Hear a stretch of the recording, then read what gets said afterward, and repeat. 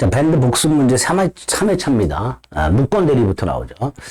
자, 무권 대리는 본인에게 유동적 무효이면서 본인에게 추인권과 추인 거절권이 있고요. 그래서 본인이 추인하면 그 무권 대리인은 처음부터 유효로 확정이 되고요. 만약에 추인을 거절하면 무효로 확정이 되죠. 그런데 상대방은 본인에게 물어볼 수 있죠. 최고 추인력의 확답을 최고할 수 있고, 본인 확답을 바라지 않으면 발신주의, 추인을 거절하는 것으로 보죠. 그리고 이제 선의의 상대방은 철회도 할 수 있죠. 그리고 이제 무권 대리인의 책임이라고 법정 무과실 책임이 있죠. 상대방의 선택에 쫓아서 계약을 이행하던가 손해를 배상해야 될 책임이 있게 됩니다. 거기 이제 무권 대리고 협의의 무권 대리죠. 자, 무권 대리 추인에 관한 설명으로 틀린 것은이라고 되어 있습니다. 자, 추인은 일방적인 행위죠. 일방적인 행위를 뭐라 그래요? 단독행위. 그죠? 누구한테 해야 되죠? 무권 대리인에게 할 수도 있고요. 그 상대방에게 할 수도 있고요. 상대방의 상대인에게 할 수도 있죠. 무상승. 요렇게 기억하시라 그랬죠. 자, 이번은 상대방의 최고권이죠. 상대방이 상당한 기간을 정해서 추인 여부의 확답을 누구한테 하죠? 본인에게 하죠. 무권 대리인에게는 못하죠. 최고는 본인에게 하죠. 또 상대방은 선악불문하고 할 수 있죠. 선악불문하고 최고할 수 있고요. 그런데 본인이 그 기간의 확답을 바라지 않으면요. 발신주의, 추인을 거절한 걸로 보죠. 자, 3번 판례는 무권 대리인이 돈을 빌리면서 대리권 없이 본인의 이름으로 돈을 빌리면서 본인의 부동산의 담보권을 이렇게 설정을 했을 때 본인이 돈을 갚아. 이게 뭐예요? 추인이죠. 본인이 돈을 갚는다. 추인이 될 겁니다. 4번 계약이 아닌 단독행위 무권대리 추인도 인정되죠. 단독행위를 둘로 나눠서요. 상대방 없는 단독행위의 무권대리는 절대적 무효에서 추인을 못하지만 상대방 있는 단독행위 무권대리는 136조에서 계약의 무권대리 규정을 준용하여 추인이 인정될 수 있게 됩니다. 따라서 그냥 단독행위는 추인 인정되지 않는다 그러면 틀린 지문이 됩니다. 단독행위를 나눠야 돼요. 상대방 없는 단독행위, 여기 만약에 상대방 이렇게 안 돼 있고 상대방 없는 단독행위 그러면 옳은 지문이죠. 반면에 상대방 있는 단독행위 그러면 틀린 지문이 됩니다. 어쨌든 그냥 단독행위는 추인 인정되지 않는다 그러면 틀린 지문이 됩니다. 5번 본인이 추인하려면요. 무권대리 행위의 전부를 추인하는 거 원칙으로 하죠. 따라서 무권대리 행위의 일부만 추인하거나 변경을 해서 추인했을 때는 상대방 동의를 받아야 되죠. 따라서 상대방 동의가 없는 한 효력이 없다. 이렇게 되겠죠. 글자가 가려져. 쫙. 이렇게 되죠. 그 다음에 표현대리가 나왔습니다. 표현대리는 무권대리지만 본인에게 유효가 되는 거죠. 대리권 수여 표시한 표현대리가 있고, 권한 업무 표현대리가 있고, 권한 소멸 후의 표현대리가 있습니다.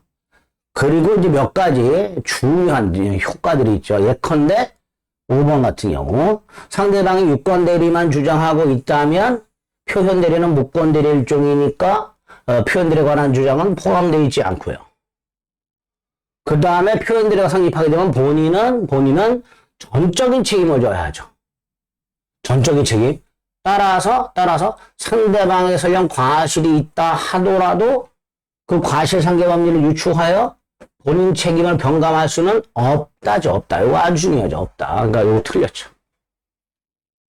3번 본인이 무권대리 행위를 추인 거절합니다. 상대방은 표현대리 주장하면 되죠. 그죠? 이럴 때를 대해서 만들어 놓은 거예요. 4번 민법 135조는 당연히 표현대리가 성립하면 본인이 책임을 지면 되니까 굳이 무권대리인이 책임을 질 필요가 없죠. 표현대리가 성립하는 경우에는 적용되지 않는다. 이렇게 되겠죠. 틀린 거 2번. 자, 권한없는 표현대리라고 되어 있습니다. 126조. 일단 기본 권한이 있어야 되고 그걸 넘는 대리행위가 있어야 되고 상대방이 정당한 이유가 있어야 되죠. 그죠? 그게 1번이죠. 126조 조문 그대로죠. 대리인이 그 기본 권한을 벗어난 행위를 했을 때 제3자가 뭐예요? 상대방이죠. 상대방이 정당한 이유가 있어. 그럼 본인은 책임을 지죠. 이게 126조죠.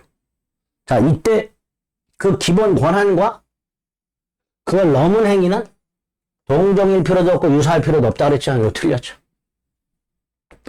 3번 대리인에게 정당한 이유가 있는가? 대리인에게 그 권한이 있다 라고 믿을 만한 상대방이 믿을 만한 정당한 이유가 있는가? 는 행위 당시를 기준으로 판단하죠. 행위 이후는 고려하지 않는다 그랬죠. 4번 권한로원 표현들의 규정은 거래한 자를 도모함으로써 상대방을 보호하는 거죠. 임의대리뿐만 아니라 당연히 법정대리에도 적용이 되죠. 임의대리인이 권한을 넘었든 법정대리인이 권한을 넘었든 적용이 될 겁니다. 근데 5번 대리 행위를 표시하지 않고 마치 자기가 본인인 것처럼 속여서 본인 이름으로 행위했으면 이건 대리 행위가 아니지. 대리인 자신의 행위죠. 그리고 표현들을 성립하지 않는다. 이렇게 되겠죠. 자, 4번은 무효 취소에서 나오는 거죠. 유동종료와 관련해서 토지거래 허가구역 내에서 토지와 건물을 일괄 매매했는데 아직 토지거래 허가를 받기 전이다. 그러면 그 토지거래는 무효이면서 137조에 따라서 건물 매매까지 전부 무효가 되는 걸 원칙으로 하죠. 동그라미 1번 허가를 받을 것을 전제로 한 매매다 유동적 무효죠. 유동적 무효 상태에서 허가를 받으면 처음부터 유효가 된다 그랬죠. 이번 유동적 무효 상태에 있는 계약의 당사자는 상대방이 그 거래 계약의 효력이 완성되도록 협력할 의무. 이게 뭐죠? 효력이 완성된다는 게 뭐예요? 유효. 그 의무가 뭐죠? 신의치상 허가 신청 절차 협력 의무를 말하는 거죠. 이때 이 의무는 계약상 의무가 아니지요. 따라서 이걸 이행하지 않았다 하더라도 채무 불이행이 아니라 그랬어요. 그러니까 계약 자체를 해제할 수는 없다죠. 이거 틀렸죠. 2번 유동적 무효 상태에서는 부당이득 반환 청구를 못한다 그랬어요. 부당이득 반환은 확정적 무효일 때 하는 거니까 계약금의 부당이득 반환을 청구하지 못한다. 이렇게 되겠죠. 자, 4번은 유동적 무효 상태에서 유효로 되는 거, 확정적 유효로 되는 거. 허가받은 경우가 있죠. 허가받은 경우. 또 하나, 구역 지정이 해제된 경우. 또 하나, 구역 지정기간이 만료가 됐는데 재지정하지 않은 경우. 세 가지, 확정적 유효가 되는 거 세 가지 꼭 기억하셔야 됩니다. 5번 특별한 사정이 없는 한 토지거래 허가 전 건물만 등기 청구 못하죠. 왜? 137조에 의하여 토지 부분이 무효다, 일부가 무효다, 전체가 무효다. 이 원칙이죠. 그러니까 특별한 사정이 없는 한, 즉 여기서 말하는 특별한 사정이 뭐예요? 토지 거래가 없었다 하더라도 건물만이라도 매매하였을 것, 요거죠. 그런 사정이 없어. 그럼 전부가 무효가 되죠. 따라서 건물만 먼저 등기 청구 못한다. 이렇게 되겠죠. 같은 거 2번. 5번 법률에 취소와 추인이라고 되어 있는데 여기서 추인은 뭘 말하는 거죠? 취소할 수 있는 행위의 추인. 즉 취소권 포기를 말하는 거죠. 자, 1번 취소권자죠. 141조. 취소할 수 있는 법률 행위는 뭐가 있죠? 제한능력자의 행위, 사고에 의한 행위, 사기 강박에 의한 행위, 그거 말하는 거죠. 그 취소할 수 있는 법률 행위는 하자 있는 사표시 사기 강박, 승, 제착 사강 대승, 이게 취소권자죠. 취소를 하면 소급해서 무효죠. 그때부터가 아니라 소급해서 무효. 자, 3번 법률행위가 제한 능력을 이유로 취소했다. 원래요, 취소를 하면 부당이득 반환의 의무가 생기고, 부당이득 반환은 선악에 따라서 반환 범위가 다르죠. 선의라면 현존 이익을 반환하면 되고, 악의라면 이익에다 이자 붙이고 손해까지 배상해야 돼요. 그런데 특징이 있죠. 그 중에 하나가 제한 능력을 이유로 하는 취소죠. 그때 제한 능력자는 선악을 묻지 않고 현존 이익 한도에서 상환할 책임이 있죠. 선악을 묻지 않고. 제한 능력자는 선악을 따질 필요가 없죠. 옳은 지문이죠. 4번 취소할 수 있는 행위는 추인, 즉 취소권을 포기할 수 있고 취소권을 포기한 후에는 당연히 취소할 수 없다. 이렇게 되겠죠. 5번 제한능력자는 취소 원인이 소멸하기 전에 법정 대리인 또는 후견인 동의받아 추인할 수 있다. 여기서 제한능력자라고 하면은 안 되죠. 왜? 제한능력자 중에서 미성년자하고 피한정 후견인만 돼요. 제한능력자 중에서 피성년 후견인은 동의받아 추인을 못합니다. 그러니까 지금 5번은 그냥 제한능력자라고 해서는 안 되고요. 나눠야 돼요. 제한능력자가 대표적으로 셋이 있잖아요. 미성년자, 피한정 후견인, 피성년 후견인. 그 중에서 미성년자하고 피한정 후견인만 동의받아 추인할 수 있습니다. 5번이 틀린 점이죠. 그냥 제한능력자라고 하면 안 되죠. 왜? 저기는 피성년 후견인도 있는데 피성년 후견인은 동의받더라도 추인을 못하니까 5번이 틀린 질문이다 라고 생각하시면 됩니다. 6번 조건 법률행위 부관이고요. 특히 조건과 기한에서는 조문을 꼭 암기해달라고 그랬습니다. 거의 다 조문이라고 그랬어요. 1번 이거죠. 151조 2항 기종조 기해무 3항 불정무 불해조 이렇게 되죠. 자 2번 조건이 법률의 당시에 이미 성취 이미 기자 이룰 성자 기성조건. 자 기성조건이 정지래요. 기정조 조건 없는 행위. 기성조건이 해지조건이에요. 기해무 무효로 한다. 이런 지문이죠. 법정조건은 조건이 아니죠. 조건은 당사자가 부과해야 된다 그랬습니다. 3번 조건이 법률의 당시에 이미 성취할 수 없어 불능조건이죠. 근데 불능조건이 해지조건이래요. 불해조 조건 없는 행위. 불능조건이 정조건이에요. 무효로 한다. 이런 지문이죠. 4번 해제 조건이 붙어 있다면 조건이 성취가 됐을 때 성취한 때부터 그 행위는 효력을 잃는다죠. 정조건이 붙어 있으면 조건이 성취한 때부터 효력이 생긴다고요. 해제 조건이 붙어 있는 행위는 조건이 성취한 때부터 효력을 잃는다. 147조. 5번은 단독행위는 조건 못 붙이죠. 1회차에서 봤죠. 조건 붙일 수 없는 거, 조건을 붙일 수 없는 거, 가족법상 행위, 단독행위, 엄수표행위. 단, 채무 면제와 같이 상대방에게 이익만을 주는 경우에는 조건을 붙일 수 있다 그랬죠. 그러니까 5번이 틀린 질문이 되죠. 단독행위에는 원칙적으로 조건을 붙일 수 없지만 채무 면제와 같이 상대방에게 이익만을 주는 경우에는 붙일 수 있다. 33회 시험 합격해라. 꿔준 돈 100만 원 안 받을게. 이렇게 할 수 있다는 거죠. 5번이 틀린 질문이 되죠.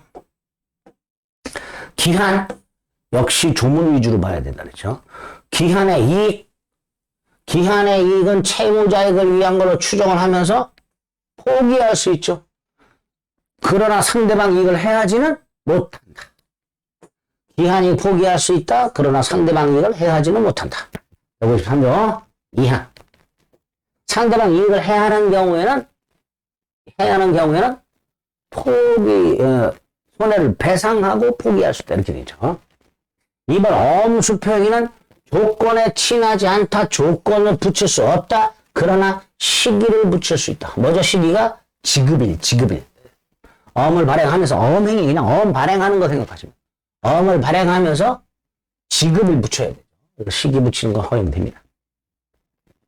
3번 기한도래 효과는 절대로 소급표가 인정되지 않는다고 했으니까 당사자가 기한도래 효력을 도래 전에 소급하기 위한 의사를 표시한 때에도 그 의사에 의한다가 아니라 소급표는 인정되지 않는다. 이렇게 되겠죠.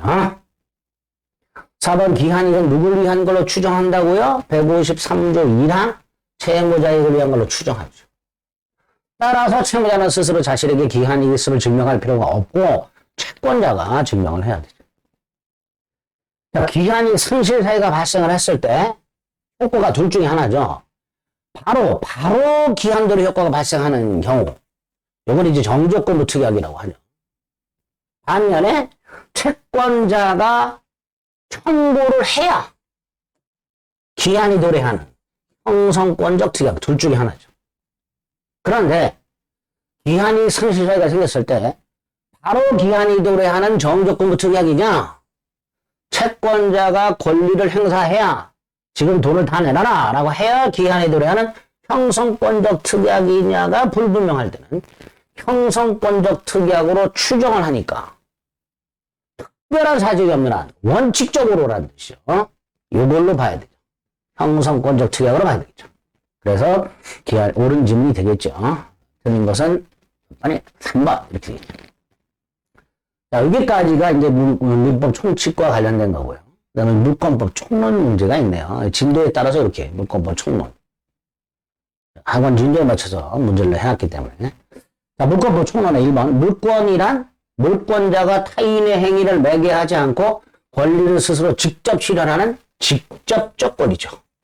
반면에 채권은 채권자가 채무자에게 일정한 행위를 청구하여 그 채무자가 그 행위를 해줘야 만족을 얻는 간접적 권리. 그렇습니다. 2번, 그 물권은 객체, 즉 물건을 독점적으로 지배하며 반면에 채권은 비독점이라고 그랬습니다. 물권은 원칙적으로 양도성이 절대적으로 보장이 된다. 즉 양도성을 제한할 수 없다라는 뜻입니다. 그 원칙이죠. 반면에 채권은 양도성을 제한할 수 있죠. 그래서 물권의 양도성은 본질적이다. 채권의 양도성은 비본질적이다. 이렇게도 얘기하게 됩니다. 4번에 물권법의 법원이라고 되어 있는데 법원은 근거라고 생각하시면 돼요. 근거. 자, 물권법의 근거가 뭐죠? 185조 물권 법정주의. 법률 또는 관습법이죠. 이건 제외되죠. 물권법의 법원 그럼 185조 물권 법정주의 생각하시면 돼요. 그리고 185조 물권 법정주의에 하면 물권은 법률, 형식적 의미의 법률이죠. 또는 관습법에 의한 외에는 임의로 창설하지 못한다 그랬으니까 물권법의 근거 뭐냐? 형식적 의미의 법률과 관습법을 말하고 명령규칙은 제외된다. 4번이 틀렸네. 물권은 배타성으로 인하여 독점성으로 인하여 일권주의가 있죠. 그래서 하나의 물건 위에 양립 불가한 수개의 물권이 동시에 성립할 수는 없다. 이게 뭐예요? 일권주의. 이렇게 되겠죠. 그래서 4번이 틀린 질문이 됩니다. 9번 물권의 객체, 물건이죠. 특히 일권주의 조심하셔야 돼요. 물권의 객체는 원칙적으로 물건입니다. 98조에서 뭐라고 해놨어요? 유치물 정기 기타 관리할 수 있는 자연령 이렇게 되어 있죠. 물권의 객체는 물건이지만 예외적으로 권리를 객체로 하는 경우도 있죠. 예컨대 저당권의 객체는 토지, 건물, 지상권, 전세권. 그러니까 물권의 객체는 원칙적으로 물건이 돼 권리 위에도 물권이 성립할 수 있지요. 틀렸죠. 3번 아무 권한 없이 남의 땅에서 재배 경작한 농작물이죠. 농작물은 무조건 경작자 소유랬죠. 4번 분필 절차를 밟기 전 일필토지 일부의 지상지역 전세권 가능하고요. 일동건물 일부의 소유권, 즉 구분 소유권 성립할 수 있죠. 5번 일필토지에 대한 분필 절차 없는 분필 등기. 지적도상으로는 일필지 땅인데 등기부는 분필 등기. 무효죠. 하나의 부동산에 등기부가 하나가 있어야 되는데 지적도상으로는 하나의 땅인데 등기부가 두 개가 마련된 거죠. 그러니까 무효다. 이렇게 되겠죠. 틀린 거 2번. 물권적 청구권, 물권적 반환 방해자가 방해 예방청구권을 말하고요.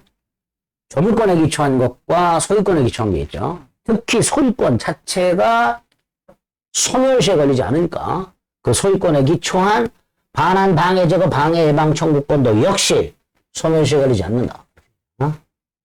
두 번째, 지역권과 저당권은요. 물권적 청구권 자체는 인정되지만 반환 청구권 인정이 된다. 반환 청구권은 인정되지 않는다. 3번 물권적 조건은 물권에 의존하는 권리로서 물권의 이전 소멸이 있으면 그에 따라 이전 소멸하고요. 물권적 청구권만 따로 양도할 수 없다. 그래서 소유권을 상실한 전소유자는 더 이상 무단 건물 소유자를 상대로 하는 철거 청구 따위 할 수 없다. 이렇게 되죠. 4번 부동산 증여계약에 기초하여 수준자, 증여를 받은 자의 이전득이 청구는 증여계약이라는 법률 행위를 통해서 발생했으니까 채권적이죠. 매매계약하고 똑같아요. 매매계약, 교환계약, 증여계약 등 법률 행위를 통하여 발생하는 이전득이 청구는 채권적이다. 이렇게 되겠죠. 물권 중에서 유치권은 침해되면 반드시 점유권도 침해가 되니까 점유권에 기초한 물권적 청구권으로 충분히 부호가 되고 따라서 소유권에 기초한 물권적 청구권을 준용하지 않습니다. 즉 유치권 자체는 물권적 청구권이 인정되지 않습니다. 뭐 이렇게 물권적 청구권의 기본이 되는 것도 확인하시면 요거 가지고 이제 나중에 사례 형태 문제들을 풀어주시면 되는 거예요. 요거 응용해가지고 응용하는 문제는 또 다른 문제를 한번 확인을 해보도록 하겠습니다. 3회차에 물권법 총론 중에서 물권 일반론까지 말씀을 드렸고 4회차에는 물권 변동 파트 물권법 총론에서 그 변동 파트가 훨씬 중요하죠. 특히 부동산 물권 변동 4회차에서 부동산 물권 변동과 관련된 문제들이 어떤 게 나오는지 지문이 어떤 게 나오는지 4회차에서 확인하겠습니다. 수고하셨습니다.